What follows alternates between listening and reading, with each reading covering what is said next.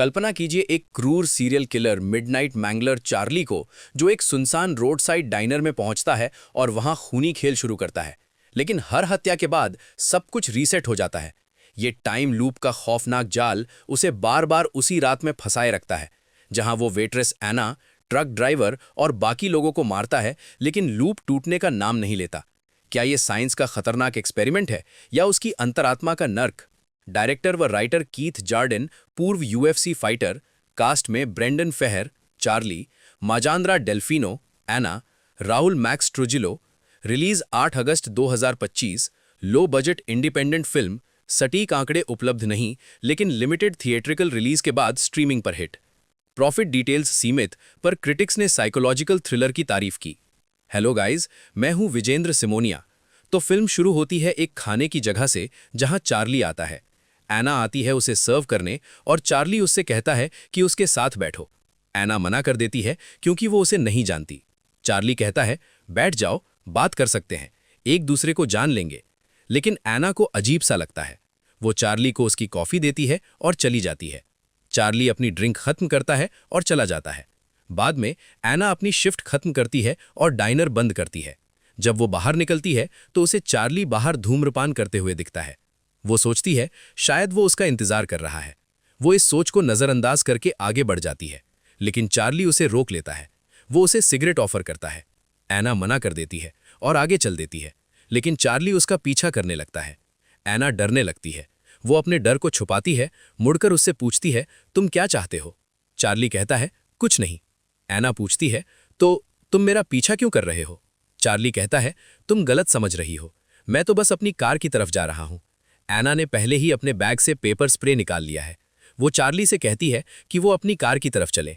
जैसे ही चार्ली अपनी कार की तरफ बढ़ता है, अचानक वो मुड़ जाता है। वो पिस्तौल निकालता है, एना की तरफ तानता है और जबरदस्ती उसे अपनी कार में ले जाता है।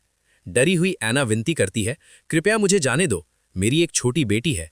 चार्ली उसकी बात अनसुनी कर देता है और पूछता है, क्या तुम कभी मेरे जैसे हैंडसम लड़के के साथ रही हो? एना कहती है, नहीं, और जोड़ती है, लेकिन मैं तुम्हारे साथ रहना चाहती हूं। आज मुझे जाने दो, कल हम अच्छा डिनर कर सकते हैं।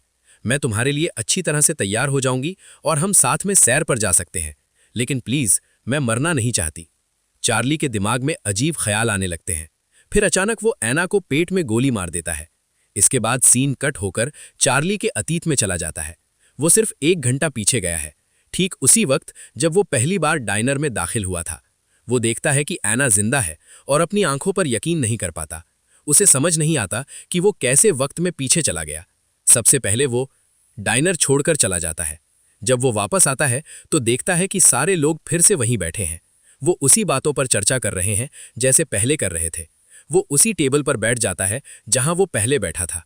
बिल्कुल पहले की तरह एना उसके पास सर्व करने आती है। वो उससे तारीख और समय पूछता है। एना उसे बताती है। वो एना से पूछता है, क्या तुम मुझे याद करती हो? एना हैरान होकर पूछती है, क्या हम पहले मिले हैं? चार्ली अब बहुत उलझन में है। वो अपना ऑर्डर एना को देता है। जैसे ही वो चली जाती है, चार्ली सामने वाली मेज पर बैठे आदमी के पास जाता है। वो उससे बात करने की कोशिश करता है, लेकिन ऐसा लगता है कि वो आदमी चार्ली को सुन या देख नहीं पा रहा। इसलिए चार्ली उठता है और वापस अपनी सीट पर चला जाता है। बाद में पहले की तरह चार्ली बाहर खड़ा होता है। एना अपनी शिफ्ट खत्म करके निकल जाती है। चार्ली उसे सिगरेट ऑफर करता है और फिर उसके पीछे पीछे चला जाता है। डर के मारे एना अपना पेपर स्प्रे निकालती है। पहले की तरह वो चार्ली से कहती है कि अपनी ट्रक की तरफ चलो। चार्ली भी उसी तरह अपनी बंदूक निकालता है। सब कुछ, हर बात बिल्कुल पहले जैसा होता है। वो उसे कार तक ले जाता है और फिर उसे मार देता है। मारने के बाद चार्ली फिर से अतीत में चला जाता है। इस बार वो पागल हो जाता है क्योंकि एना अभी भी डाइनर के अंदर जिंदा है। वो टाइम लूप में फंस गया है। वो बहुत गुस्से में आ जाता है और सबके सामने चिल्लाने लगता है। उसे लगता है एना घायल है और बस दिखावा कर रही है। इसलिए वो अपनी बंदूक निकालता है और उसे तान देता है। चार्ली एना से कहता है कि वो अपना पेट दिखाए जहां उसे गोली लगी थी, लेकिन एना बिल्कुल ठीक है। चार्ली बहुत कंफ्यूज हो जाता है। अंदर बैठे लोग सोचते हैं कि चार्ली एना को नुकसान पहुंचाएगा, इसलिए उनमें से एक बंदूक निकालता है और चार्ली को गोली मार देता है। जैसे ही वो मरता है, चार्ली फिर से टाइम लूप में फेंक दिया जाता है। चार्ली उस आदमी से चिल्लाता है जिसने उसे गोली मारी। कहता है, तुमने मुझे गोली मार दी। लेकिन उस आदमी को कुछ पता नहीं होता कि वो क्या कह रहा है। अब बहुत गुस्से में चार्ली अपनी ट्रक में बैठ जाता है। वो ट्रक चलाकर निकलने लगता है, लेकिन अचानक खुद को अतीत में पाता है। बार बार वहीं डाइनर में वापस आ जाता है। कई बार भागने की कोशिश करता है, लेकिन हर बार भागते ही टाइम लूप फिर से शुरू हो जाता है। वो समझ जाता है कि वो टाइम लूप में फंस गया है, लेकिन अब वो और सहन नहीं कर पाता। अपने बंदूक से अंदर बैठे लोगों को गोली मार देता है। फिर भी टाइम लूप फिर से शुरू हो जाता है। चार्ली समझ जाता है कि हर बार जब वो चीजें बदलने या भागने की कोशिश करता है तो लूप शुरू हो जाता है। इसलिए इस बार वो डाइनर में ही रहने का फैसला करता है, ठीक वैसे ही जैसे पहली बार किया था। वो वहां जाता है और वही चुप्पी साधे आदमी से मिलता है, लेकिन इस बार वो आदमी फिर भी जवाब नहीं देता। वो उससे पूछता है, अगर तुम टाइम लूप में फंसे हो तो मुझे बता दो, शायद साथ मिलकर हम इससे बाहर निकलने का रास्ता ढूंढ सकें। लेकिन जब वो आदमी उसे नजरअंदाज करता है तो चार्ली गुस्सा हो जाता है। वो एक कपल के पास बैठ जाता है। उसे देखकर वे दोनों घबरा जाते हैं, लेकिन चार्ली कहता है, चिंता मत करो, मैं सिर्फ तुमसे जान पहचान करना चाहता हूं। फिर उसे पता चलता है कि वो कपल शादीशुदा नहीं है और उनका एक छुपा हुआ अफेयर चल रहा है। वो आदमी को डराता है, कहता है, तुम्हारी बीवी ने मुझे तुम्हें मारने भेजा है। ये सुनकर दोनों घबरा जाते हैं। चार्ली हंसता है, नहीं, मैं बस मजाक कर रहा था। वो उठता है और 2 नर्सेस के पास बैठता है। नर्सेस उसे वहां बैठना पसंद नहीं करती, इसलिए वे उठकर चली जाती हैं और चार्ली बाहर निकल जाता है। लूप फिर से शुरू हो जाता है। अब चार्ली उन 2 नर्सेस से गुस्सा है। उसने देखा था कि एक नर्स पहले वॉशरूम छोड़कर जाती है, तो इस नए लूप में वो वॉशरूम के बाहर इंतजार करता है और उस नर्स को मार देता है। उसे मारने के बाद लूप फिर से नहीं शुरू होता। चार्ली अचानक घबरा जाता है। फटाफट सोचते हुए वो नर्स की लाश को लॉन्ड्री कार्ट में डाल देता है। वो कार्ट को हिलाने वाला था कि एक आदमी आता है और कहता है, ये कार्ट मेरा है। चार्ली उसे कार्ट दे देता है और दोनों चले जाते हैं। चार्ली तो लाश को कूड़ेदान में फेंकने वाला था। तभी दूसरी नर्स अपनी दोस्त को ढूंढने आती है। चार्ली उससे कहता है, मैंने किसी को नहीं देखा, लेकिन मेरे पास ट्रक है। अगर तुम चाहो तो हम घूम घूम के उसे ढूंढ सकते हैं। नर्स मान जाती है और उसे धन्यवाद देती है। फिर दोनों डाइनर वापस जाते हैं। बाहर हम देखते हैं कि चार्ली ने उस आदमी को भी मार दिया जिसने लॉन्ड्री कार्ट ले लिया था। उसने लाश छुपाने के लिए उसे मार दिया था। दोनों लाशें फेंकने के बाद वो वापस डाइनर लौटता है। इस बार वो 2 आदमियों के पास बैठता है जो सीरियल किलर के बारे में बात कर रहे होते हैं। वो ऐसे दिखावा करता है जैसे वो उनका दोस्त हो। वो उनके लिए बियर मंगवाता है। आना उनसे कहती है कि अगर उन्हें बियर चाहिए तो उन्हें किसी बार जाना चाहिए, क्योंकि ये यहां डिनर है। तभी घबराई हुई नर्स अंदर आती है। वो आना को बताती है कि उसकी दोस्त गायब है और चार्ली बाहर था जब ये सब हुआ। चार्ली घबरा नहीं जाता। इसके बजाय वो उठता है और धोखेबाज जोड़े के पास जाता है। गुस्से में वो चाकू निकालता है। वो लड़की की गर्दन बेरहमी से काट देता है। फिर लड़के से कहता है, जो तुम कर रहे हो ये बहुत बड़ा पाप है। इसके बाद वो आदमी को भी मार देता है। चार्ली अपनी बंदूक उस दूसरी नर्स की तरफ तानता है जब वो उसे रोकने की कोशिश करती है। वो एक आदमी सैम से कहता है कि अपनी बंदूक मत निकालना। चार्ली सबको बताता है, मैं अभी तुम सबको मार सकता हूं, पर वो मजेदार नहीं होगा। तभी शेफ पीछे से आता है और चार्ली को मार देता है। फिर से वही चक्र शुरू होता है और हम देखते हैं चार्ली फिर से उस शांत आदमी के सामने बैठा है। वो कहता है, अगर तुम भगवान हो और इसलिए मेरी बात नहीं सुन रहे तो देखो और मेरी बात सुनो, मुझे यहां से बाहर निकालो। सोचो, अगर एक शार्क मछली के टैंक में होती तो वो सबको खा जाती। ऐसे ही मैं यहां सबको मार डालूंगा। वो उठता है और अपनी चाकू निकालता है। वो जोरदार तरीके से काटता है और डाइनर में मौजूद सबको एक एक करके मार देता है। लेकिन सबको मारने के बाद ये चक्र फिर से शुरू हो जाता है। कई बार ऐसे ही चलता रहता है। वो सबको मारता है। कुछ चक्रों में शेफ वापस लड़ता है और चार्ली को मार देता है, लेकिन चक्र फिर से शुरू हो जाता है।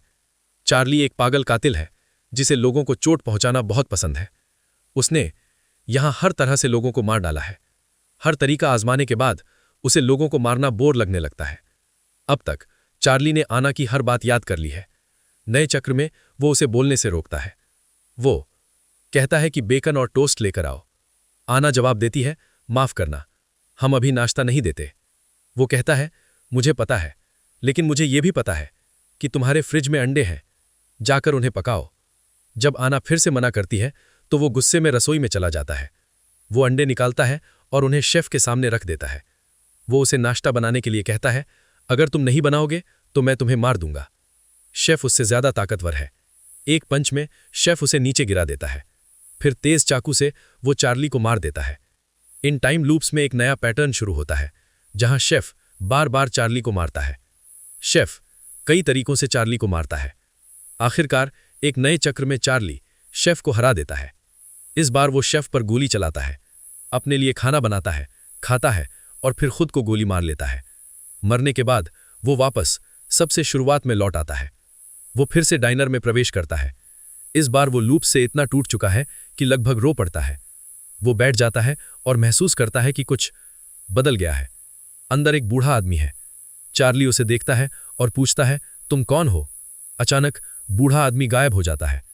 आना उसके पास आती है। वो उससे कहता है, रुको, मैं अब ये सब खत्म कर चुका हूं। मैं अब तुम सबको मार डालूंगा। आना डर जाती है और पुलिस को बुलाती है। पुलिस उसे गिरफ्तार कर लेती है और डाइनर से बाहर ले जाती है। लेकिन थोड़ी ही देर बाद लूप फिर से शुरू हो जाता है। इस बार वो शांत आदमी के पास बैठता है। हैरानी की बात यह है कि इस चक्कर में वो आदमी आखिरकार उसकी तरफ रिएक्ट करता है। उस आदमी का नाम डेविड है। वो कहता है, मैं समझता था तुम बहादुर हो, पर तुम रोने लग गए। चार्ली पूछता है, मैं इस जगह से कैसे बचूं? मैं कुछ भी कर सकता हूं। मैंने तो सबको मारने की भी कोशिश की है। डेविड कहता है, तुमने सबको इतना शोर मचा के मार दिया, चुपचाप मार कर देखो। चार्ली उठता है और एक एक करके सबके गले दबा के चुपचाप मार देता है। अब वो ऐना के पीछे जाता है। डरी हुई ऐना रसोई में भागती है। चार्ली धीरे से उसे बताता है, देखो, तुम आखिरी हो। अगर मैं तुम्हें मार दूंगा तो मैं आजाद हो जाऊंगा। तभी एक और वेट्रेस अपनी शिफ्ट खत्म करने आती है।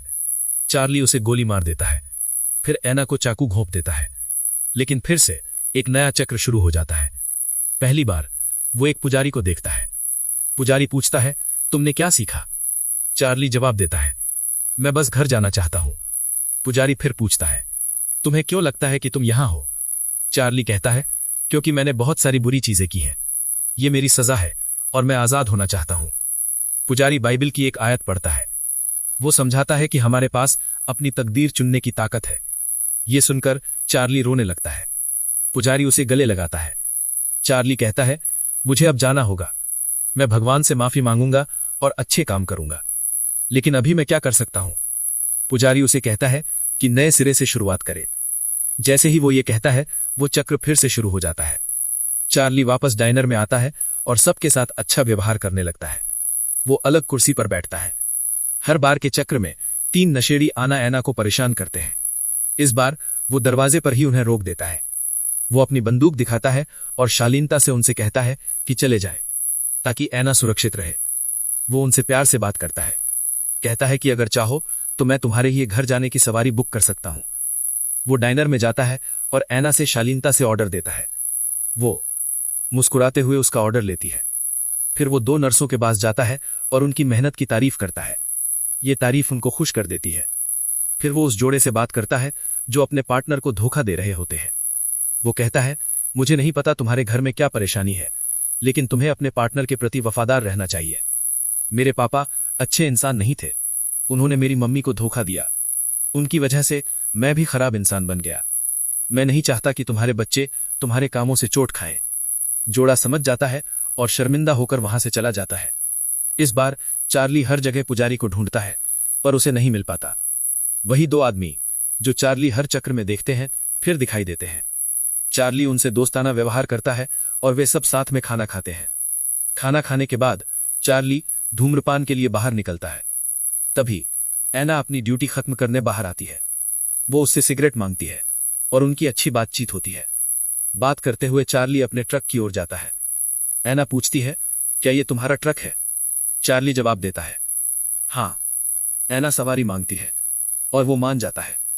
वो यहां तक कि अपनी बंदूक बाहर छोड़ देता है। वो उलझन में है क्योंकि एक लड़की आखिरकार उस पर भरोसा कर रही है। ऐना उसके करीब आती है, लेकिन फिर से चार्ली उसे रोक देता है और मार देता है। उसे लगता है कि फिर से वही चक्र शुरू होगा, लेकिन इस बार चक्र शुरू नहीं होता। सीन कट होता है एक साइंस लैब में। हमें पता चलता है कि यह सब बस एक प्रयोग था। ये चार्ली के दिमाग के अंदर चल रही एक सिमुलेशन थी। जैसे ही वो जागता है, जोर से चिल्लाता है। वो देखता है कि पादरी और आना साइंटिस्ट है जो उसके सामने खड़े हैं। चार्ली असल में एक क्रिमिनल है। ये टेस्ट उसका व्यवहार जांचने के लिए डिजाइन किया गया था। वो देखना चाहते थे कि अगर उसे मौका मिले तो वो फिर भी बुरे काम करेगा या नहीं। क्योंकि चार्ली कई बार टेस्ट में फेल हुआ और वही विंसक व्यवहार दिखाया यह साबित करता है कि वो बदल नहीं पाया है, इसलिए उसकी जेल की सजा बढ़ा दी जाती है। हमें यह भी पता चलता है कि डेविड और डिनर के बाकी 2 आदमी भी क्रिमिनल हैं। वे सब एक ही मानसिक टेस्ट दे रहे हैं। इसके कारण उनकी सिमुलेशंस अक्सर चार्ली के दिमाग से जुड़ जाती है। इस प्रोजेक्ट को बनाने वाली महिला इसे दुनिया के सामने पेश करती है। वो समझाती है कि यह कितना जरूरी है। वो कहती है कि इससे खतरनाक क्रिमिनल आजाद नहीं हो पाएंगे, इससे समाज बहुत सुरक्षित हो जाएगा। लेकिन कुछ लोग इस प्रयोग से नफरत करते हैं। उनका मानना है कि यह दिमाग के अंदर एक क्रूर सजा है।